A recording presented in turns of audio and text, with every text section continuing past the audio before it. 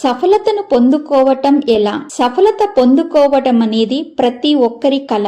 అది వారి ఉద్యోగ వ్యాపారాలలో కావచ్చు, సంబంధాలలో కావచ్చు, ఆత్మవిశ్వాసంలో కావచ్చు. సఫలత పొందుకోవాలనే కోరిక మన జీవితం యొక్క మహత్వపూర్ణమైన భాగం. కానీ సఫలతను పొందుకోవడం ఎలా? కేవలం కఠినమైన శ్రమ చేస్తే సరిపోతుందా? లేక దీనితో పాటు సరైన ఆలోచన విధానము మరియు దృష్టికోణం కూడా అవసరమా? నేను మీకు ఒక పేద యువకుని కథను వినిపిస్తాను. ఇది ఒక ప్రేరణనిచ్చే కథ. చాలా కాలం క్రితము ఒక పేద యువకుడు గౌతమ బుద్ధుని వద్దకు వచ్చాడు. అతడు బుద్ధునితో ఇలా అన్నాడు: ఓ భగవంతుడా, నేను చాలా పేదవాడిని. నా వద్ద తినేందుకు సరిపడ భోజనం కూడా లేదు. నేను ధనమునెలా సంపాదించాలో ఆ ఉపాయాన్ని దయచేసి నాకు తెలిపించండి.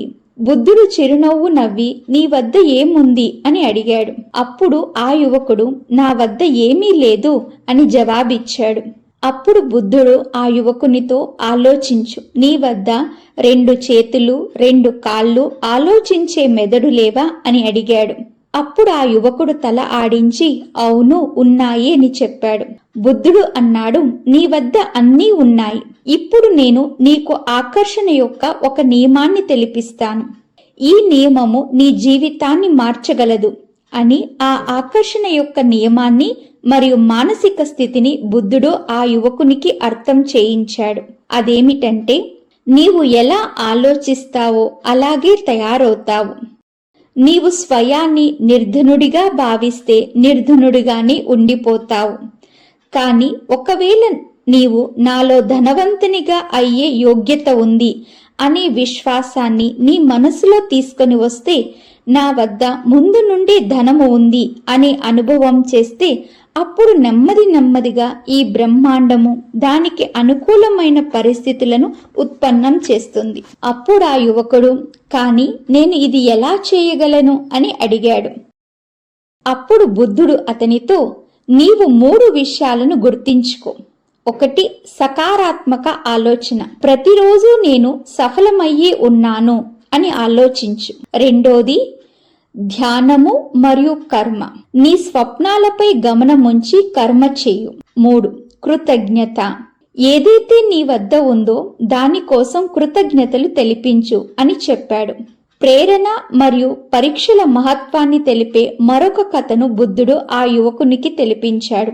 ఒక రైతు ప్రతిరోజు ఉదయం అతని పొలంలో బీజాలను నాటుతాడు. వెంటనే ఫలం లభించదని అతనికి తెలుసు. కానీ సమయానుసారంగా నా శ్రమకు ఫలితం తప్పకుండా లభిస్తుందని అతనికి తెలుసు. అదే విధంగా నీవు నీ ఆలోచనలు మరియు కర్మలు అనే బీజాలను నాటాల్సి ఉంటుంది. కేవలం ఆలోచించటం ద్వారా మాత్రమే ధనము రాదు. ఎప్పుడైతే ఈ ఆలోచనలను కర్మలతో జోడిస్తావో అప్పుడే ఆకర్షణ నియమము పనిచేస్తుంది.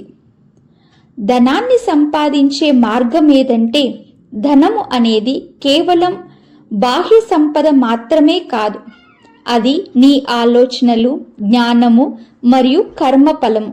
ఎప్పుడైతే నీవు ఇతరుల సేవ గురించి ఆలోచిస్తావో అప్పుడు ధనము స్వతహాగానే నీ వైపు ఆకర్షింపబడుతుంది. బుద్ధుడు ఆ యువకునికి ఒక పని ఇచ్చాడు. ప్రతిరోజు నీవు ఎవరైనా ఒక వ్యక్తికి సహాయం చెయ్యి మరియు నీ లోపల ఉన్న గుణాలను గుర్తించు.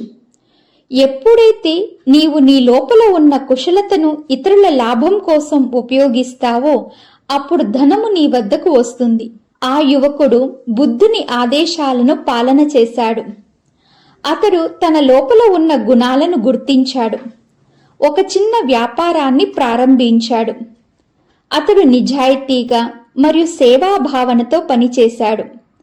నెమ్మదిగా అతని సంపాదన పెరగసాగింది. బుద్ధుడు అతనికి కేవలం ధనాన్ని సంపాదించడం మాత్రమే నేర్పించలేదు, కానీ ఒక సంతోషకరమైన మరియు బ్యాలెన్స్తో కూడుకున్న మార్గాన్ని కూడా చూపించాడు. ఈ కథ ద్వారా మనకు లభించే శిక్షణ: 1, సకారాత్మక ఆలోచన మరియు ఆత్మవిశ్వాసము. మన ఆలోచన పద్ధతిని సకారాత్మకంగా ఉంచుకోవాలి మరియు స్వయంపై విశ్వాసం ఉంచుకోవాలి. 2, కర్మ యొక్క మహత్వము. కేవలం ఆలోచించడం ద్వారా కాక కర్మ చేయడం ద్వారా సఫలత లభిస్తుంది.